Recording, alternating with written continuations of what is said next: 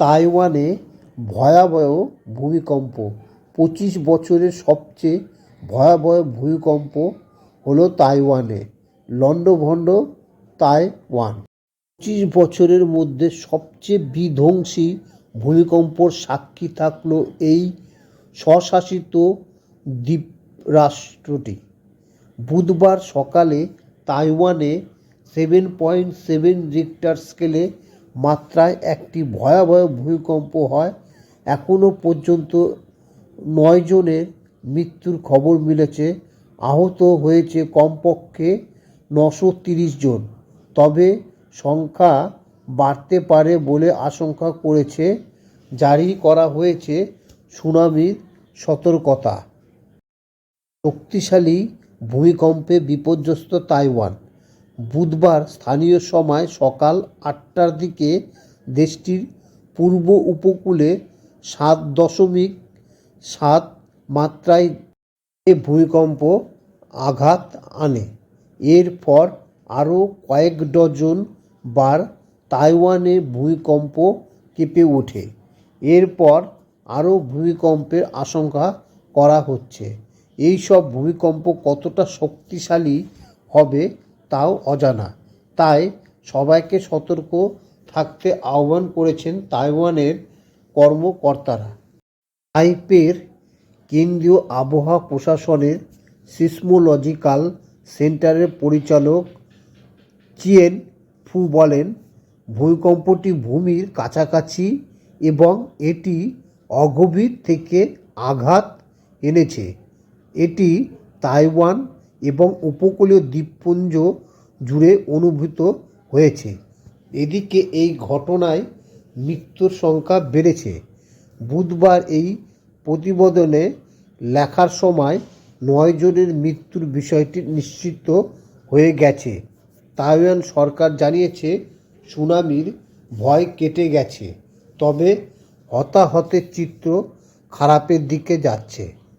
গুরুতর আহতর সংখ্যা 930 জন। উদ্ধার করে তাদের চিকিৎসা চলছে।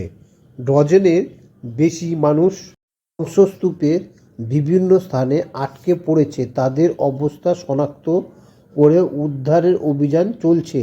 এটি দ্বীপ অঞ্চলটির 25 বছরের ইতিহাসে সবচেয়ে ভয়াবহ ভূমিকম্প বলে মনে করছে। এর ফলে তাইওয়ানে ছাড়াও জাপান ও ফিলিপিনের সুনামি সতর্কতা জারি করা হয়েছে। মার্কিন ভূতাত্ত্বিক জরিপ সংস্থা ইউএসজিএসের তথ্য অনুযায়ী আজকের এই ভূমিকম্পের কেন্দ্রস্থল তাইওয়ানের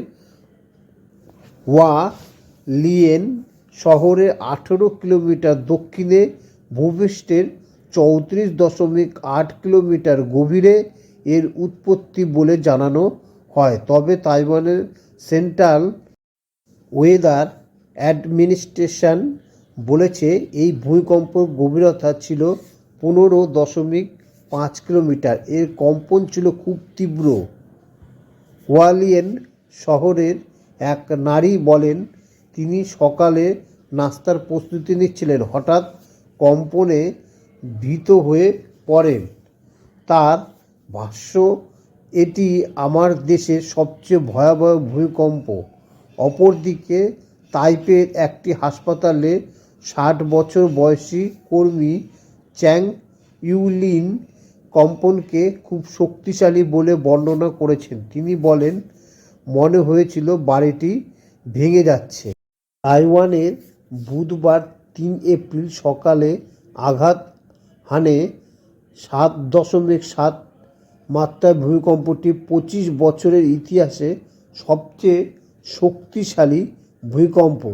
তাইওয়ানের কেন্দ্রীয় আবহাওয়া প্রশাসন এমন তথ্যই জানিয়েছে। দ্বীপটির পূর্ব উপকূলে আঘাত হানা এই ভূমিকম্পে অন্তত 9 জনে মারা গেছেন। আহত হয়েছেন 930 জনেরও বেশি।